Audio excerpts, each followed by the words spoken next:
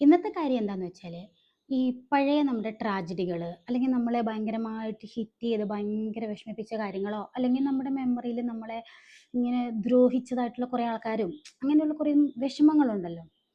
ഇത് ഇങ്ങനെ ആലോചിച്ച് ആലോചിച്ച് ആലോചിച്ച് ഒരു ജന്മം മുഴുവൻ നമ്മൾ ജീവിച്ച് തീർക്കുക. എല്ലാവരെയും അല്ല, അങ്ങനെയുള്ള ഒരു കൂട്ടം പാവങ്ങൾ. കാരണം ആ ചെറിയ ഒരു പ്രോബ്ലം അല്ലെങ്കിൽ ആ ഒരു ചെറിയ വേദന ആ ആളുടെ ലൈഫിൽ എത്രമാത്രം വലുതായിട്ടുണ്ടാവുമെന്ന് എനിക്ക് മനസ്സിലാവും. പക്ഷേ ആ വേദനയെ മറക്കാതെ വേദനയാണ് എന്ന് ഓർത്തോർത്തോർത്തിരിക്കും തോറും നഷ്ടം നമുക്ക് മാത്രമാ, വേറെ ആരും നമ്മുടെ നഷ്ടത്തിനെ ഷെയർ ചെയ്യാൻ വരില്ല.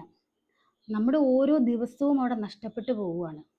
നമുക്ക് ആ നഷ്ടം ഉണ്ടാക്കിയ ആൾ എന്ത് ചെയ്യുകയാണെന്നൊന്ന് ആലോചിച്ചിട്ടുണ്ടോ എപ്പോഴെങ്കിലും? ആ ആൾ അവിടെ ലൈഫ് അടിച്ചു പൊളിക്കുമായിരിക്കും, നമുക്കിട്ടൊരു കുത്തും തന്നിട്ട്.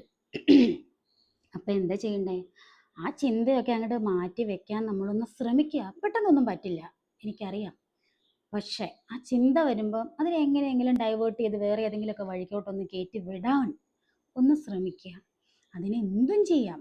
നമുക്കിഷ്ടപ്പെട്ട കാര്യങ്ങൾ എന്തൊക്കെയാണോ, നമ്മുടെ മൈൻഡിന് സന്തോഷം നൽകുന്ന കാര്യങ്ങൾ, അതൊന്ന് ചെയ്ത് ചെയ്ത് ചെയ്ത് അതിനെ ഒന്ന് മാറ്റി ഇങ്ങനെ അങ്ങേ സൈഡിലേക്ക് വെച്ചേ.